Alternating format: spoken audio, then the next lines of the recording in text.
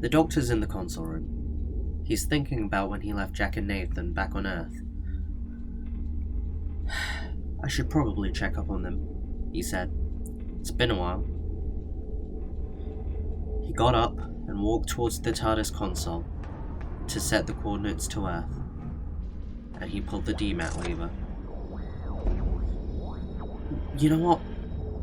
Never mind, said the doctor in hesitation.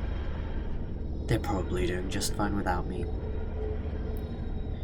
And so, he changed the coordinates on the TARDIS console. The doctor sighed and said, I miss them, but I know I'll never see them again. I'll never see anyone again. As long as I'm like this, as long as I'm in this state, no one can ever travel with me. I'm forever alone. Suddenly, a voice cried out, But you're not alone. The voice was robotic, cybernetic, even. Huh? Who said that? Show yourself! Exclaimed the doctor. Why, I thought you'd be smarter than this, Doctor, replied the voice.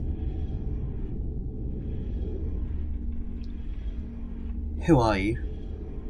Why are you in my head? Asked the doctor.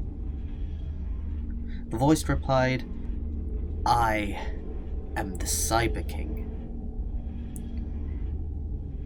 The doctor gasped in horror. That couldn't be possible. The Cyber King had been defeated on Mondas by the Veil. You can't be, said the doctor. The Veil got rid of you when he, I don't know, deconverted me, I guess. And yet, here I still am, replied the Cyber King. Stuck in your head. But I promise you, Doctor, I will gain control of this body and this TARDIS, and when I do, the Cybermen will thrive once more. The Doctor wasn't having any of this. Shut it, he said. I need time to think. You're grieving the loss of your friends, said the Cyber King. But fear not, Doctor. I can show you them. Suddenly, the Doctor found himself walking over towards the TARDIS console. Against his own will, he began to press buttons and pull levers. But this wasn't the Doctor's doing. It was the Cyber King.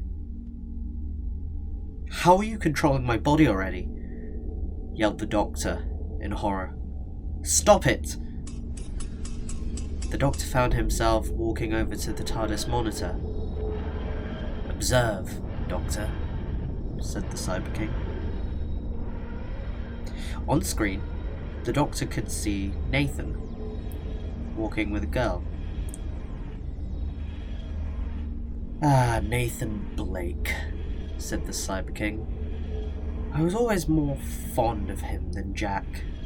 Or, should I say, you were. But look at him. He's got a girlfriend now. I'd say it's been about a year since you've left them. Well, for them anyway. Time was always such a funny thing. Now, the Cyber King could have shown the Doctor, Jack and Nathan at any point in their lives.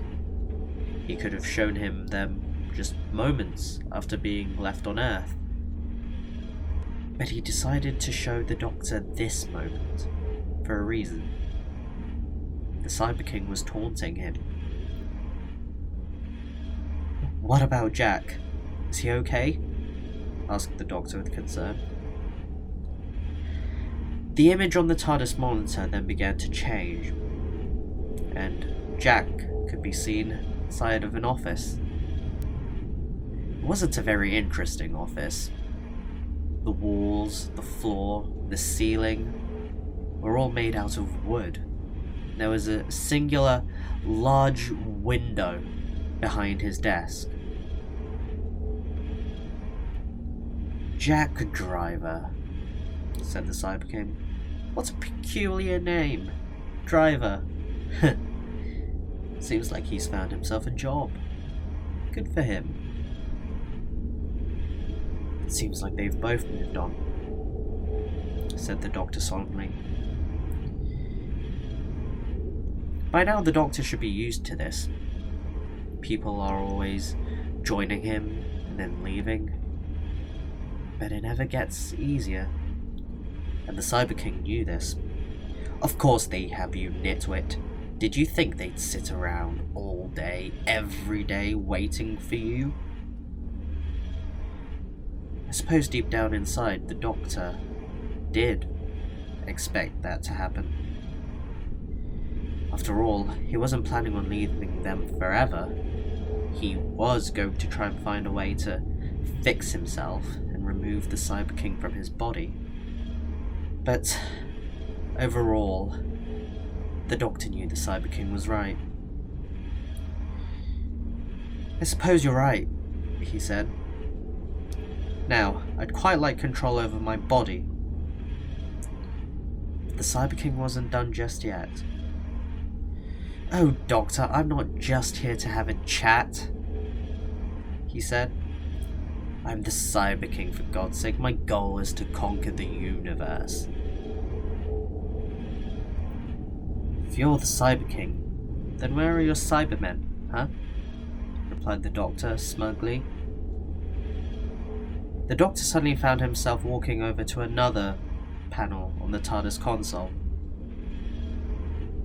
The Cyber King had activated the voice transmission.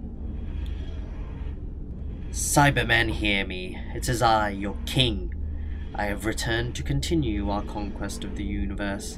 And fear not. Very soon we shall have a TARDIS in our possession. Stop it! Yelled the Doctor. Get out of my head!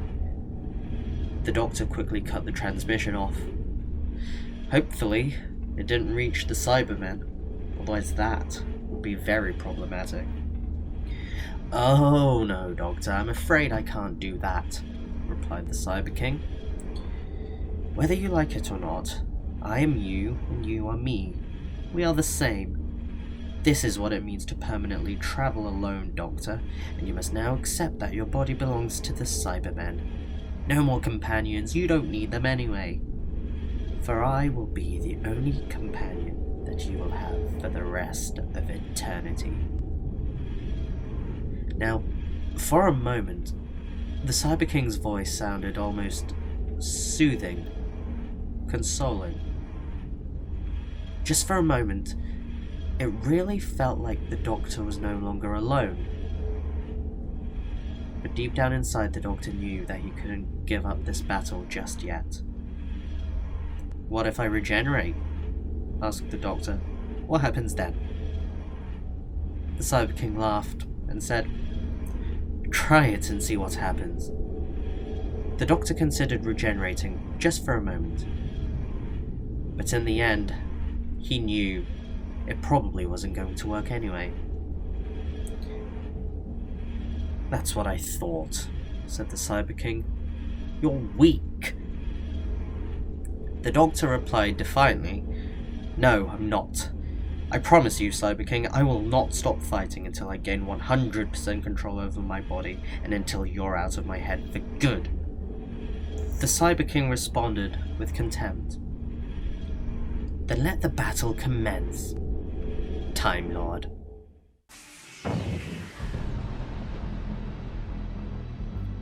You've been listening to Minecraft Doctor Who Revisited. This was the Season 1 mini-sode titled Alone Again, written by ItsArcticVision.